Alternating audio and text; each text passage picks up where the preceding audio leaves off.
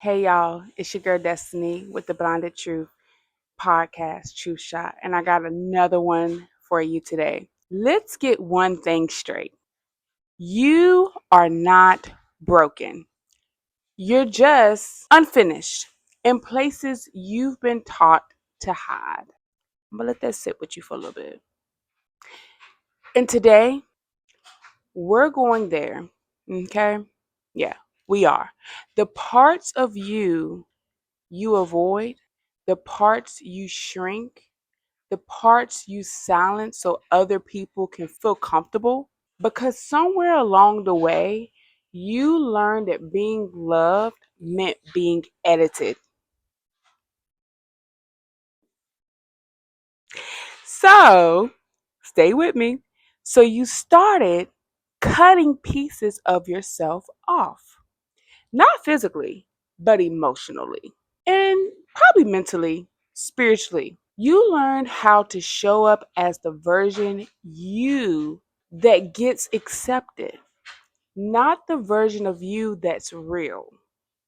And now you're exhausted because pretending is expensive, honey. Okay? It costs you peace, it costs identity, it costs authenticity. Let me tell you, something that might shake you a little. The parts of you hate the most are often the parts that hold your power. I'm going to say it again. It's often the parts that hold your power. That anxiety, that overthinking, that intensity, that sensitivity you've been told is too much. That's not weakness, child. That's unrefined strength. But because nobody taught you how to hold it, you started hiding it. Because people don't celebrate what they don't understand.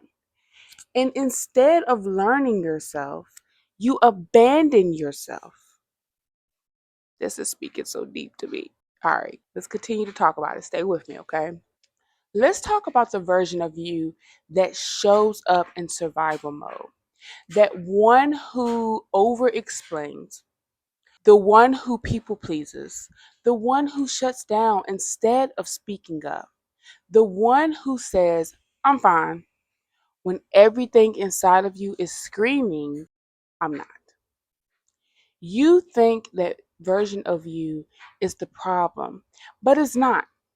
That version of you, it saved you.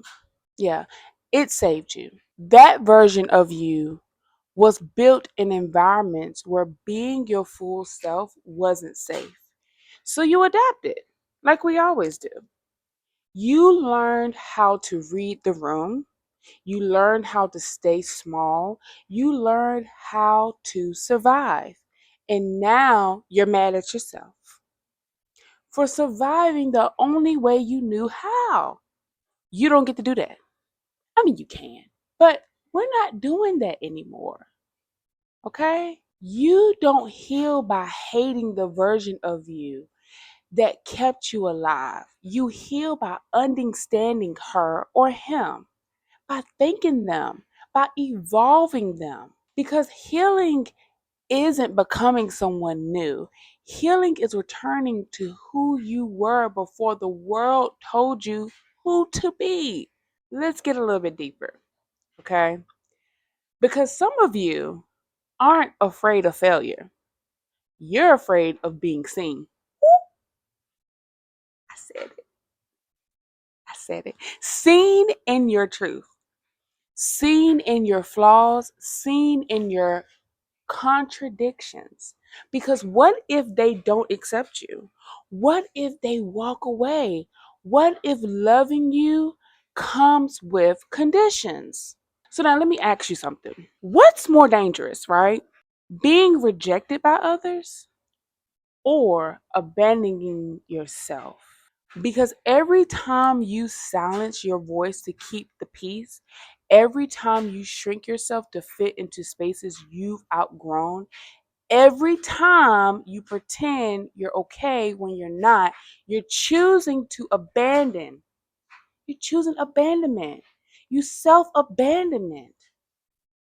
And you wonder why you feel disconnected. Duh, you wonder why you feel empty. You wonder why, no matter how many people are around you, you still feel alone. And it's because you're not being you. And people can't love a version of you that doesn't exist. So let's talk more about those parts, right?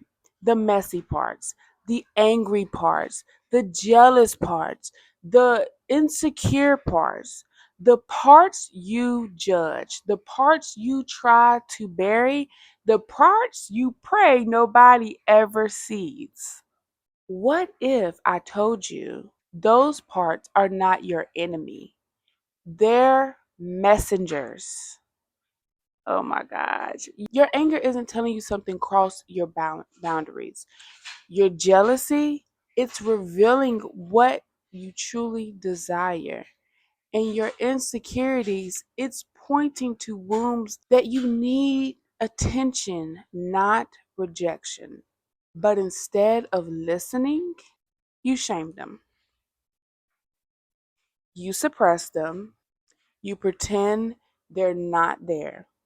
And what you suppress will always resurface in some shape or form.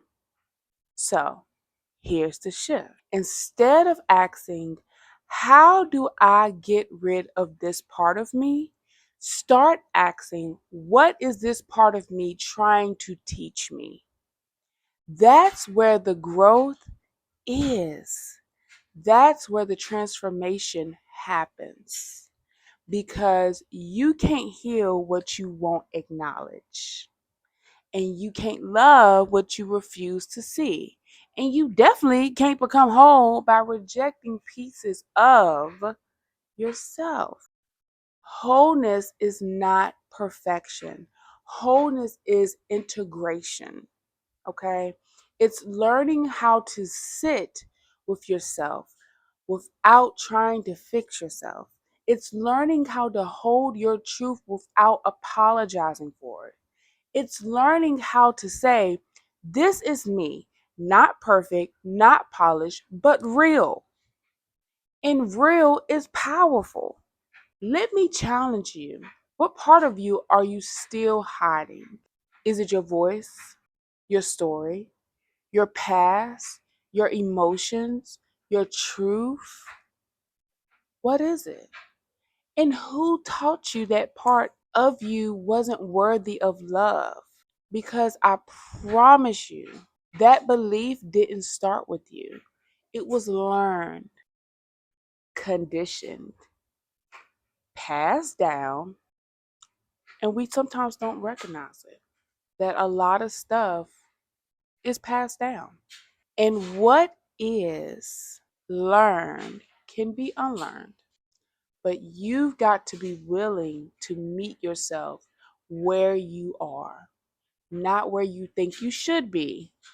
Because perfection is a moving target. You reach one level and then there's another expectation, another standard, another version of not enough. You will exalt yourself chasing a version of you that was never real to begin with. You are not meant to be perfect. Wholeness requires you to embrace the contradictions, to accept that you can be strong and struggling, confident and insecure, healing and still hurting. That doesn't make you, it doesn't make you fake. That makes you human. And there is power in that. Because when you stop hiding your imperfections, you give other people permission to do the same. You create space, real space, for connection, for authenticity, for truth. And that's where real relationships are built, not in perfection, but in honesty. Let me say this. You don't have to become someone else to be worthy. You don't have to prove your value by performing. You don't have to earn love by being perfect. You are already enough. Not when you're trying to fix everything, and not when you get it all together, not when you finally feel ready. Right now, as you are, flaws and all. But here's the part nobody talks about: loving yourself isn't always soft. Whew.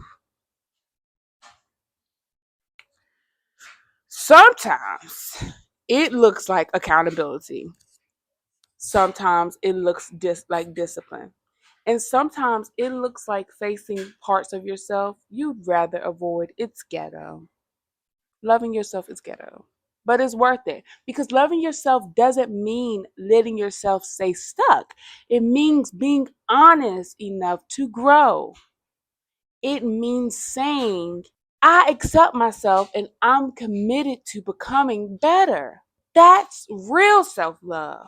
Not just affirmations, not just bubble baths, but transformation. So today, I want you to stop running, stop hiding, stop pretending, and start embracing. Start listening, start loving every part of you, even the parts you're afraid to face. Because those parts, they don't make you less, they make you real. They make you human. They make you perfectly imperfect. A good friend of mine in my podcast, one of my podcast engineers, is she did an audacity training. And I challenge you to do an audacity training and love yourself, because being perfectly imperfect is where it's at. And that is power. So remember, your destiny is by choice, not by chance. Until next time, keep walking in your truth. Bye.